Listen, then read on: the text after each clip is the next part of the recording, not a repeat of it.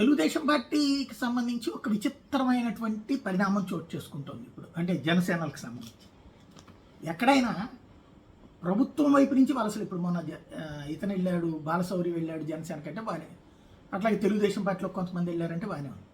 కానీ ఇప్పుడు వలసలు ఎవరి వెళ్తున్నారు తాజాగా అంటే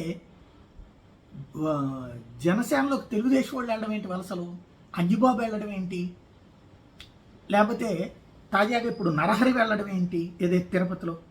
అంటే అసలైనటువంటి కాన్సెప్టు ఇక్కడ ఏమవుతుంది, ఇది $1 మిలియన్ ప్రశ్న. ఎక్కడి నుంచి ఇప్పుడు ఇవాళ తిరుపతికి సంబంధించి మొన్నేమో పాపం ఎప్పటి నుంచినో రాత్రి పగలు కష్టపడుతున్నటువంటి వ్యక్తి రాయల్ పక్కకి వెళ్ళిపోయాడు. ఆ తర్వాత ఆ శ్రీనివాసులు పేరు ఇప్పుడు తాజాగా తిరుపతిలో ఆయన పేరుతో సర్వే కూడా చేశారు. పవన్ కళ్యాణ్ గారు అడిగినట్టు మీకు శ్రీనివాసులు కావాలంటే నెంబర్ 1కి నొక్కండి, లేకపోతే నోటాకి నొక్కండి. ఈలోపు తీసుకొచ్చి గంటా నరహరి జనసేనలో చేరారు. ఇది తిరుపతికి చెందినటువంటి గంటా నరహరి. ఏంటి అసలు అక్కడ ఏం జరుగుతోంది అన్నటువంటి ఒక $1 మిలియన్ ప్రశ్న. చిత్ర విచిత్ర పరిణామాలు చోటు చేసుకుంటున్నాయి.